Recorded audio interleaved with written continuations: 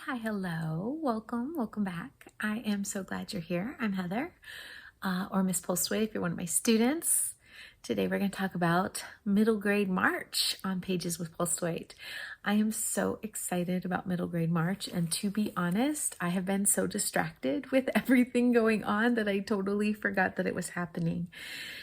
And so today kind of had a little moment where I realized, oh my gosh, this is going on. They've already made announcements. I know what the prompts are now. And so I thought I would just throw out there my pile of possibilities, the things that I'm kind of thinking about reading for middle grade March.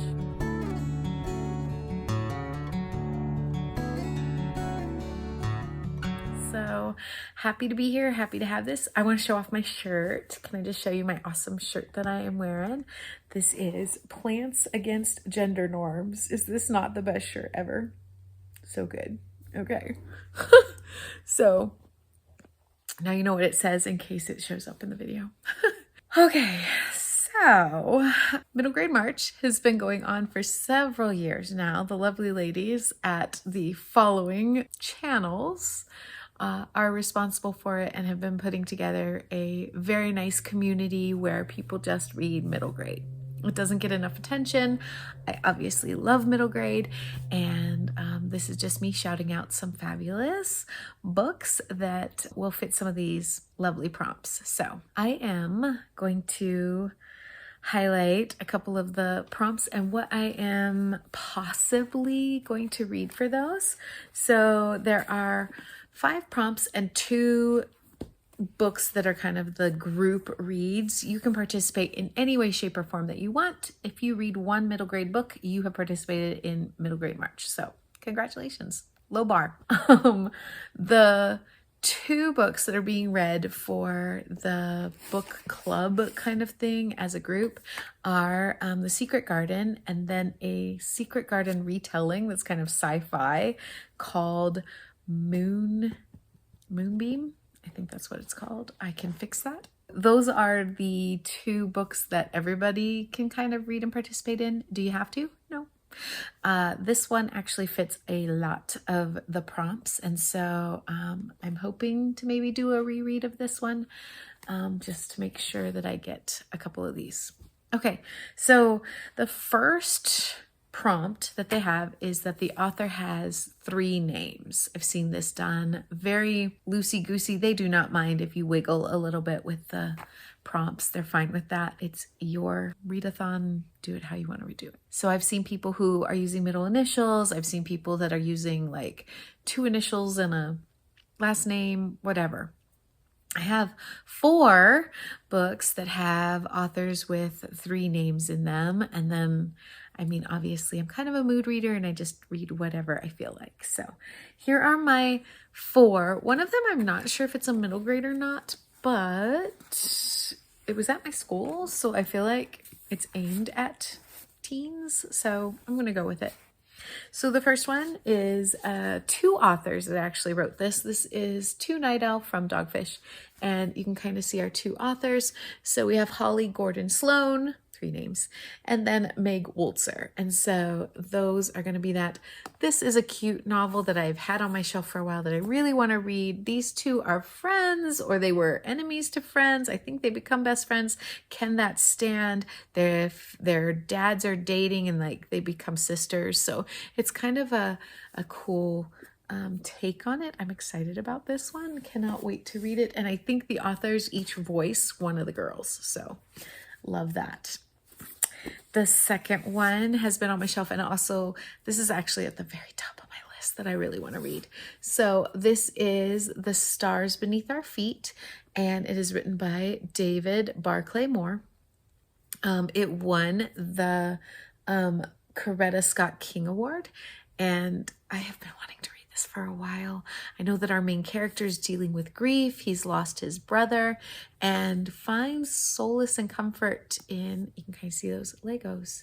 And so I'm really excited for this one. It is really top list for me.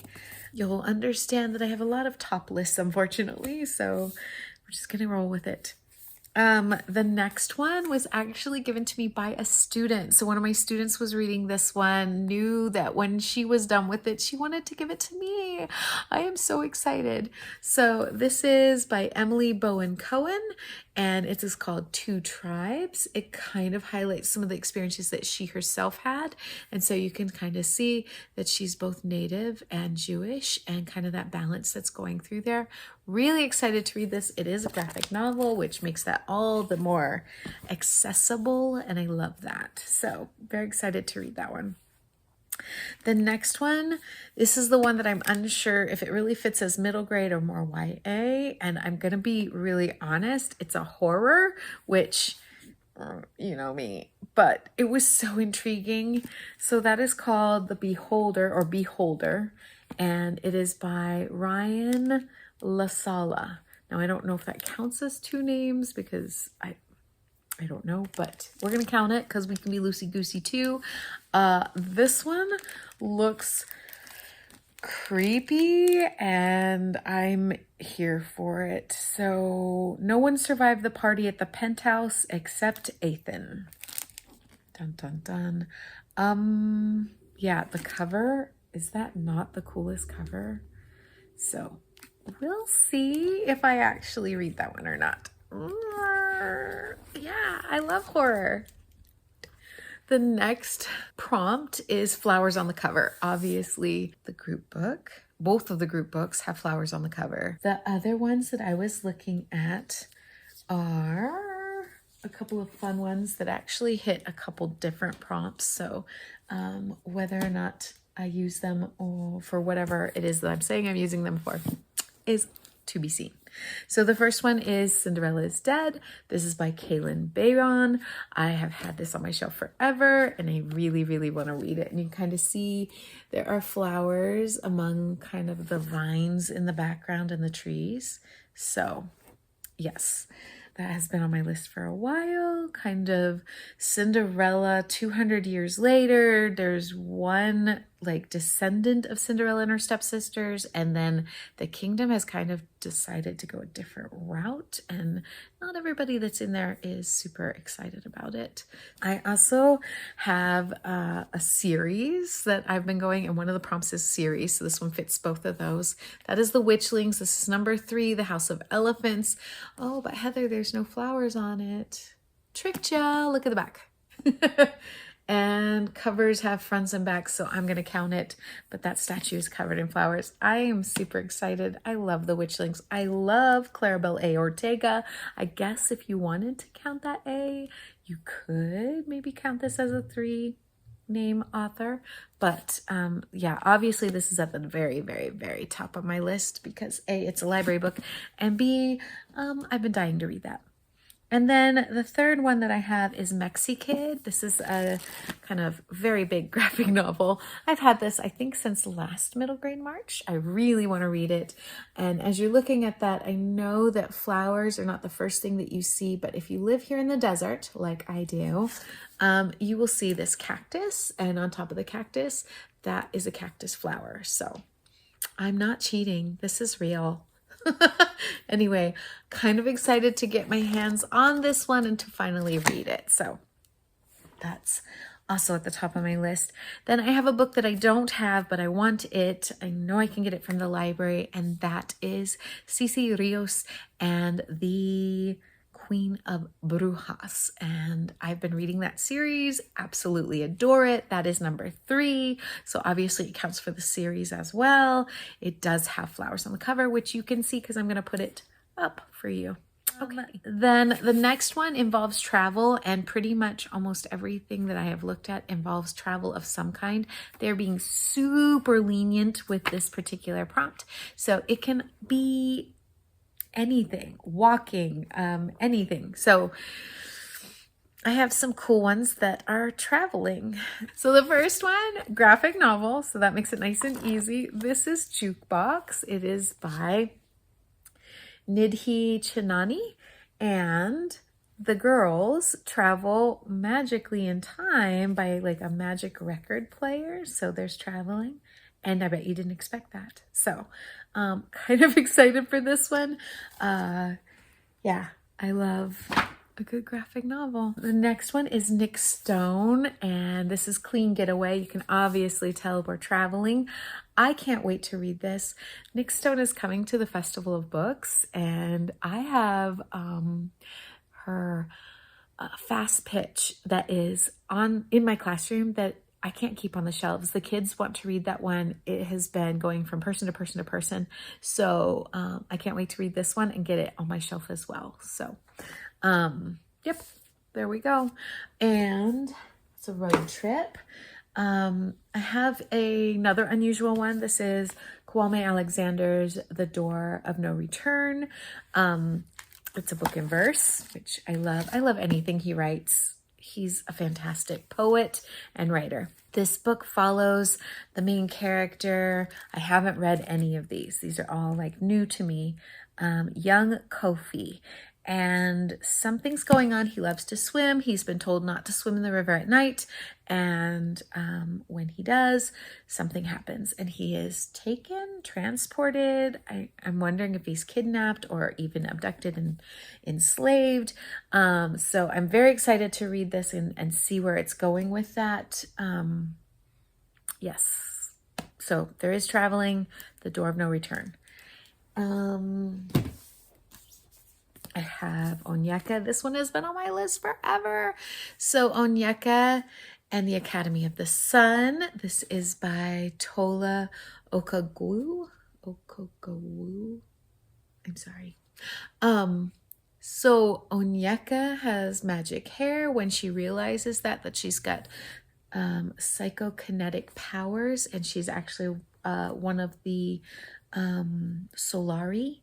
She is going to be going to the Academy of the Sun, which means she's going to travel from her home in the United States to the Academy of the Sun in Nigeria. So there is traveling there. This is also part of a series, and I think I have number 2, so I definitely need to get reading this one. So this is on my list, and very excited. It counts in both those series and traveling. The next one, this one is kind of been on everybody's list, and I guess I'm going with the hype. I don't usually go with the hype, but we're gonna give it a try. This is Impossible Creatures. I know that there's traveling. There's going, like, I think to all these different islands, whether they're flying on magic creatures or going by boat. It looks amazing, and I'm very excited about it. It meets a couple other criteria that I have in some other reading thons, so I do have it checked out. We'll see if I get to it. It looks good. Everybody's happy and excited about that one. This one, I was shopping my shelves trying to find stuff that would kind of fit these prompts, and I had forgotten about this one.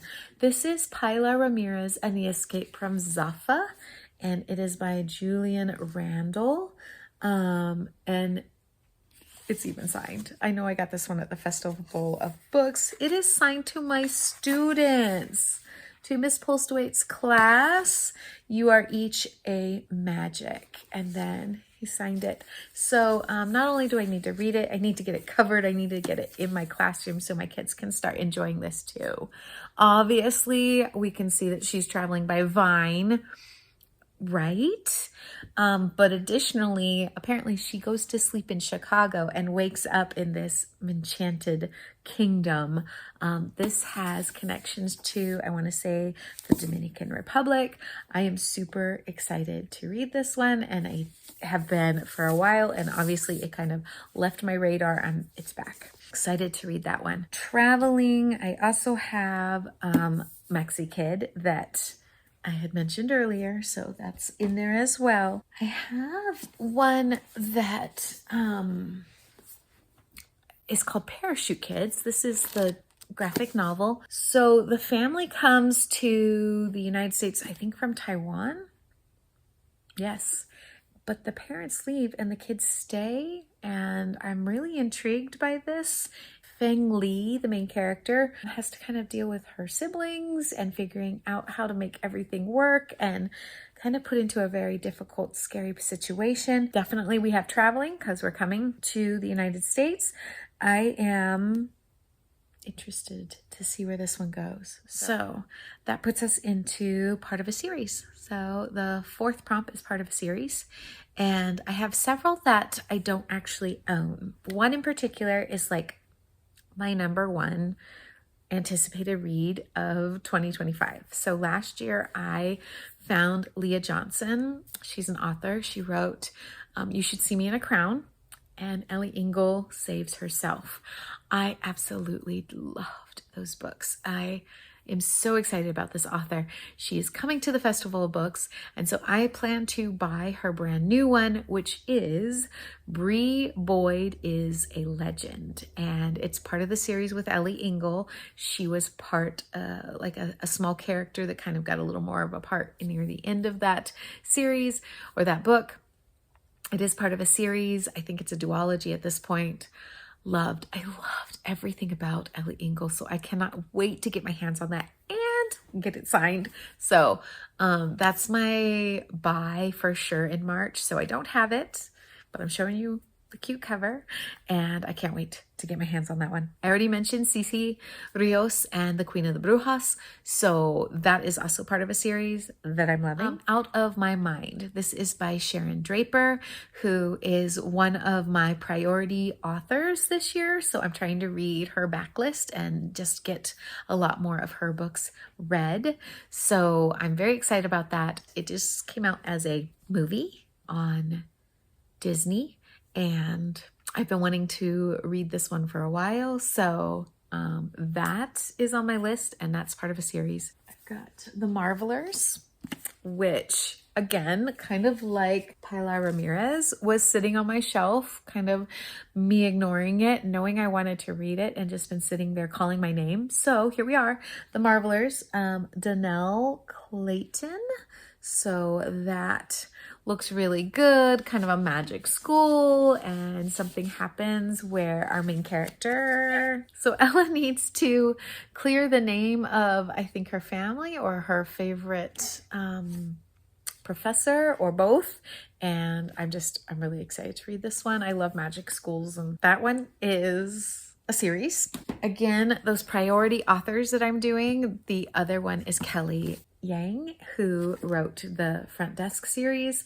I've read the number one. I read it multiple years ago. So I'm playing with whether or not I want to read the first one before I start trying to get through all of them. This is the second one. I'm actually trying to get my hands on the whole series, and I'm very excited. So that's kind of a priority for me as well. Yeah, all of those, I mean, that's a ton, right? I just give you a huge possibility list. There is one more prompt, and it is the published in the 1900s. So any book that was published between 1900 and 1999 counts in there. I have to be really, really honest. This particular prompt is not that exciting to me. Not something that I'm overly anticipating. So if I do the reread for this one, it counts. I think this was written in 1911, and I'm going to call it good, because that's not where my brain, heart, soul is driving me.